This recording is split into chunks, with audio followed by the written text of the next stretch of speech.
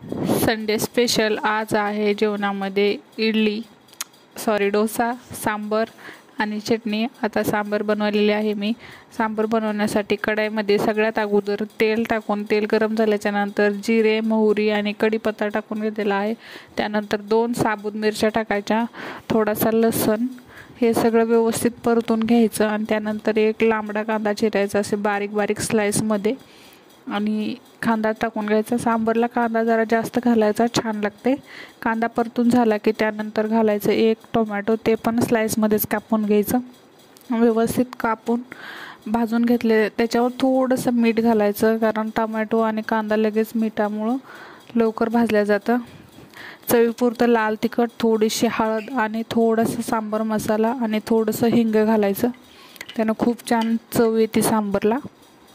ह्याला तेलामध्ये व्यवस्थित तेल सुटेपर्यंत परतून घ्यायचं आणि ही आहे आपली तूर डाळ बॉईल करून घेतलेली, ती त्याच्यामध्ये टाकून घ्यायची आणि त्याच्यामध्ये तुमच्याकडे असतील तर शेवग्याच्या शेंगा किंवा आलू वगैरे घातला तरी चालतं सांबरमध्ये। मी हे काशीफळ घातलेलं आहे, जे लाल भोपळा असतो ते, आणि हे व्यवस्थित हलवून घ्यायचं। एकदम मस्त सांबर लागतं हे। जेवढं आपण सामान टाकतात, फ्लावर वगैरे पण टाकलं तरी चालतं, याच्यामध्ये मस्त लागते।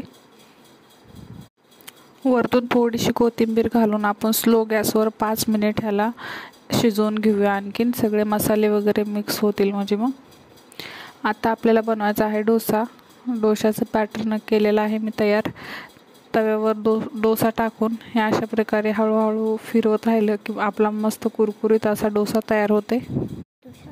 डोशावर थोडंसं तेल घालायचं, काहीतरी जास्त घालायची गरज नाही। नॉनस्टिकचा चांगला तवा असला ना की डोसा चिटकत नाही, पटकन निघते आणि व्यवस्थित भाजल्या जाते। हे पहा किती कुरकुरीत आणि मस्त डोसा झालेला आहे।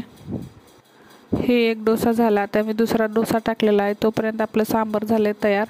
हे पण डोसा घेऊया आणि लगेच प्लेट वाढून घेते मी गुणगुणसाठी। हे डोसा झाला तयार, ही घेतलेली आहे प्लेट वाढून। सांबर, शेंगदाण्याची चटणी आणि डोसा।